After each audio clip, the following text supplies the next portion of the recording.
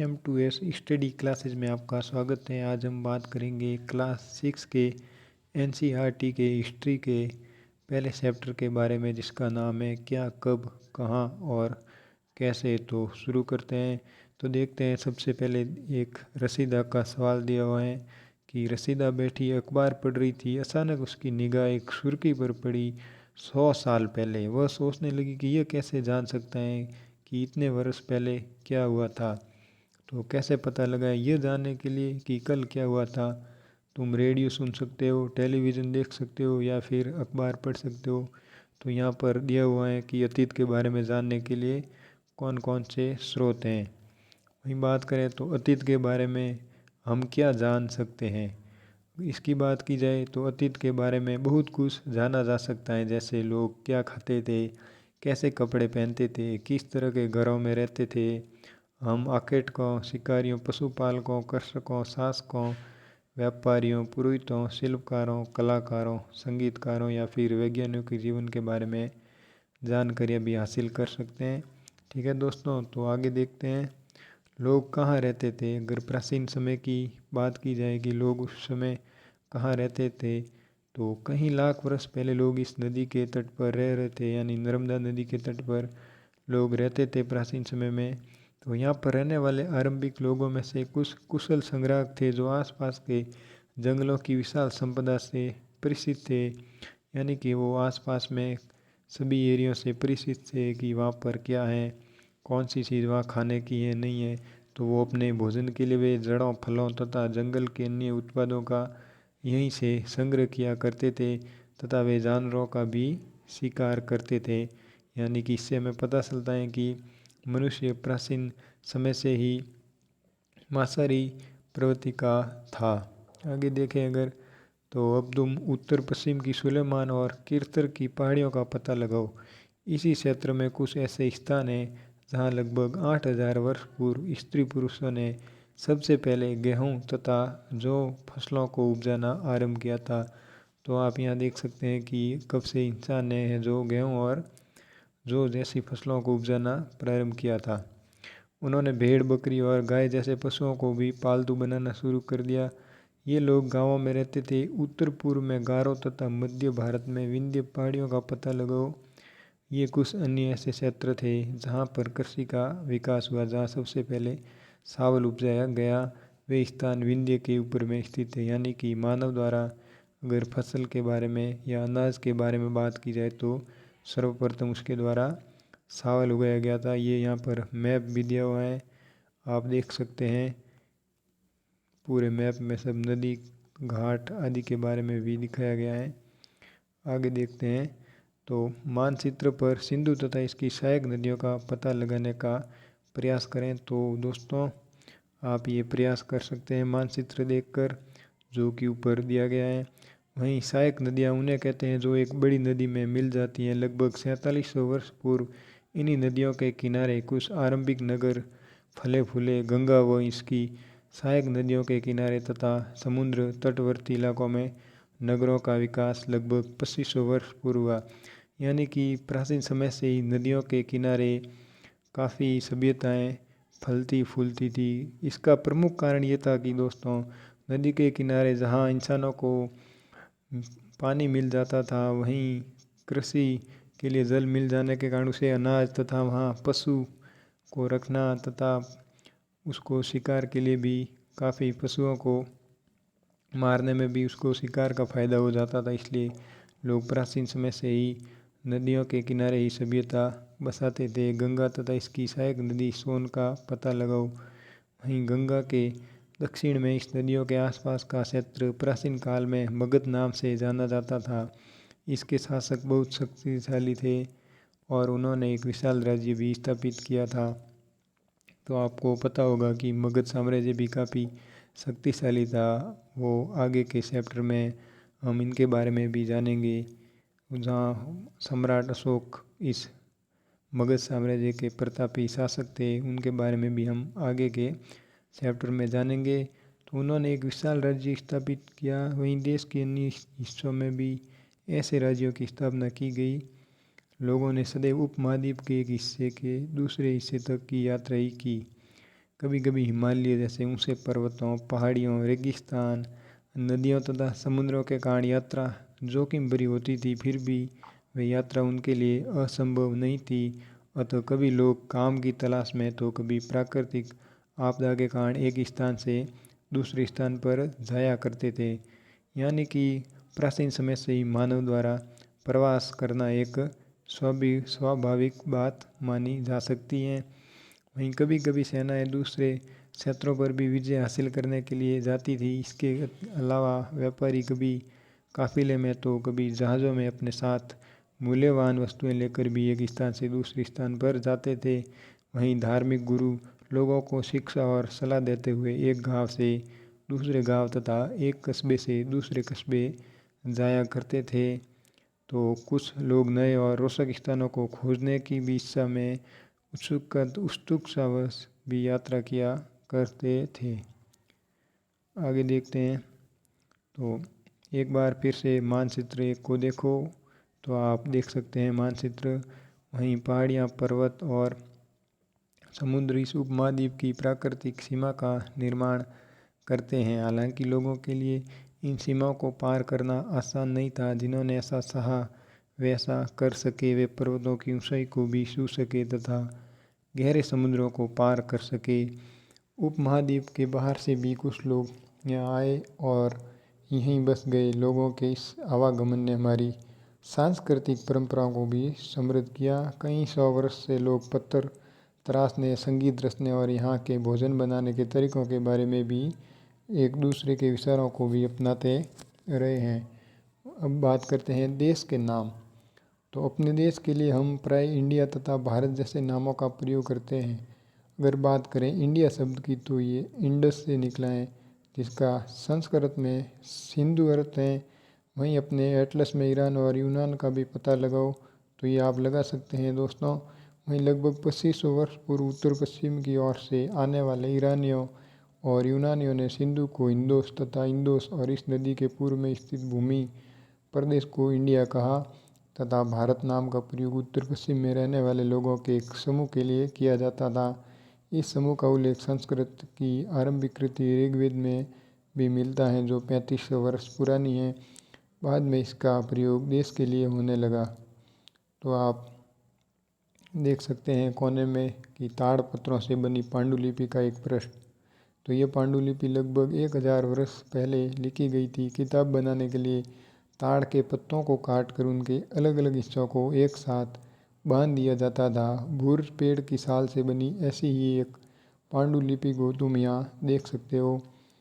अब देखते हैं कि अतीत के बारे में कैसे जानें। तो अतीत की जानकारी हम कई तरह से प्राप्त कर सकते हैं। इनमें एक तरीका है कि अतीत में लिखी गई पुस्तक को ढूंढना और पढ़ना।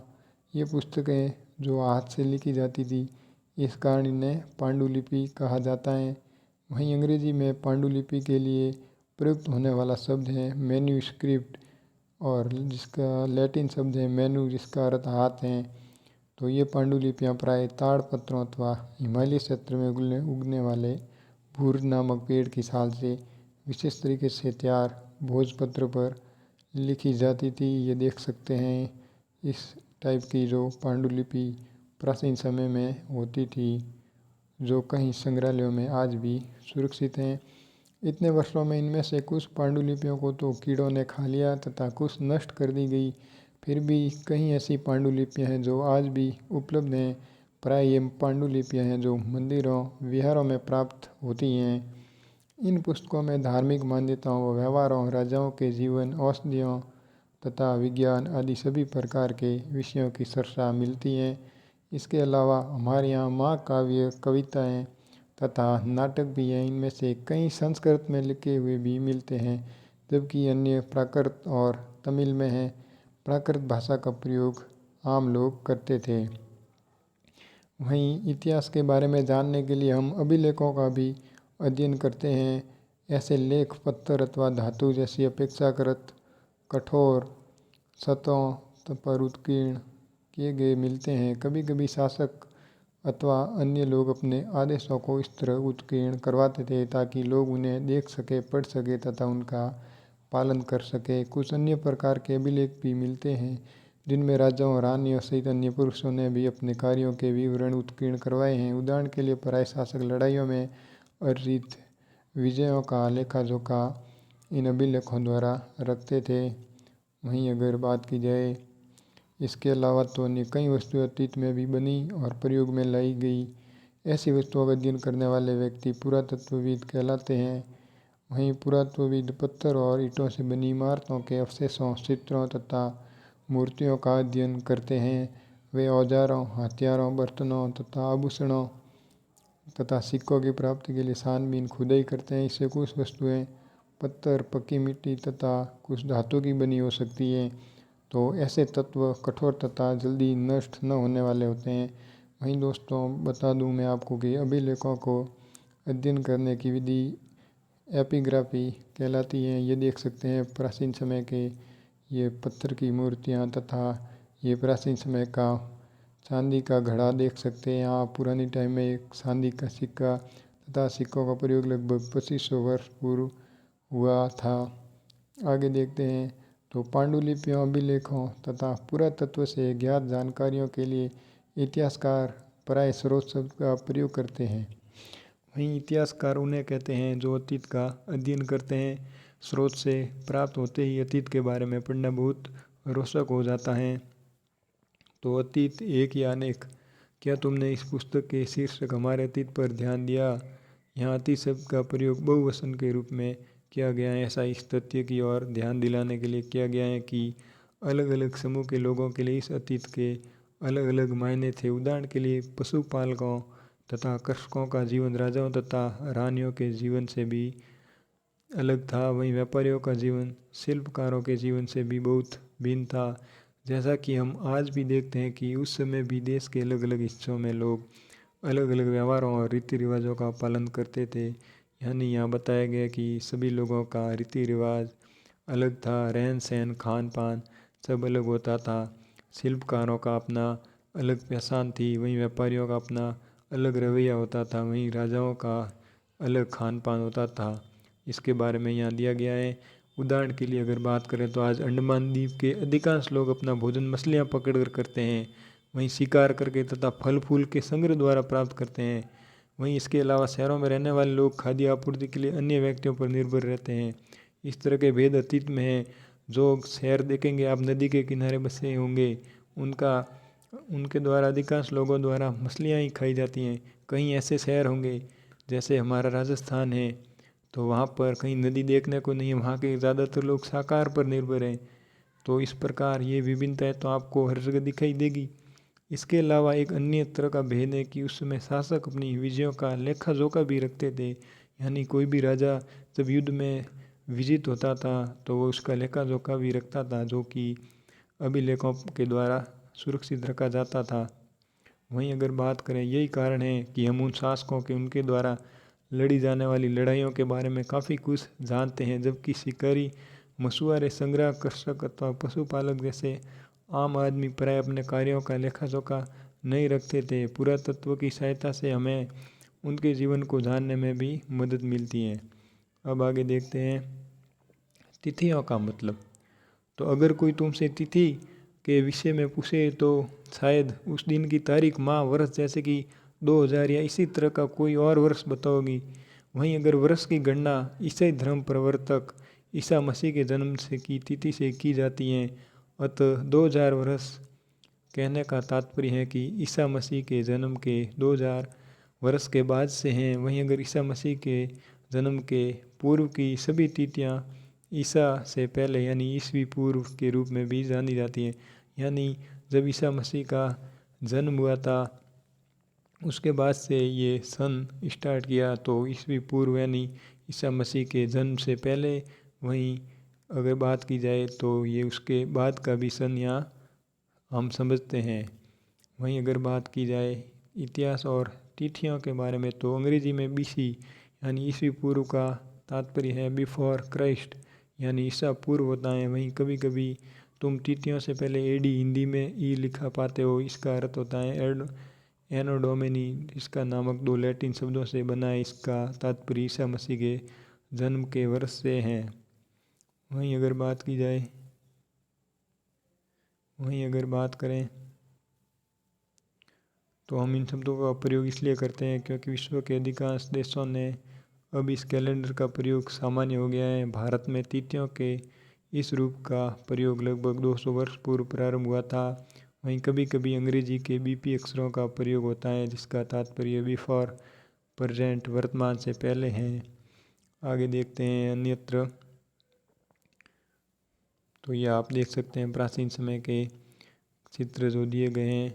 मिस्र के उत्तरी तट पर रोसेटा नाम का एक कस्बा है। यहाँ के एक ऐसा उत्कीर्ण पत्र मिला है जिस पर एक ही लेख 3 भिन्न भिन्न भाषाओं तथा लिपियों में है। कुछ विद्वानी यूनानी भाषा पढ़ सकते हैं। उन्होंने बताया कि यह राजाओं तथा रानियों के नाम पर एक छोटे से फ्रेम में दिखाए गए हैं। इसे कारतूस कहा जाता है। इसके बाद विद्वानों ने यूनानी तथा मिस्री संकेतों को अगल बगल रखते हुए मिस्री अक्षरों की समानार्थक ध्वनियों की पहचान की। जैसा कि तुम देख सकते हो यहाँ एल अक्षर के लिए शेर तथा ए अक्षर के लिए सीढ़िया के क्षेत्र बने। एक बार जब उन्हें यह जान लिया कि विभिन्न अक्षर किन के लिए प्रयुक्त हुए हैं तो वे आसानी से अन्य अभिलेखों को भी पढ़ सकते हैं। ये दिए हुए हैं काफ़ी, ये भी आप सुमिलित कर सकते हैं। वहीं अगर देखें तो ये आज हमने इतिहास के पहले चैप्टर के बारे में पढ़ा। दोस्तों वीडियो कैसा लगा वो कमेंट में ज़रूर बताइएगा तथा चैनल पर अगर आप नए हैं तो चैनल को सब्सक्राइब ज़रूर करें तथा वीडियो को ज़्यादा से ज़्यादा शेयर कीजिए अपने दोस्तों के साथ, ग्रुप के साथ। नमस्कार, जय हिंद, जय भारत।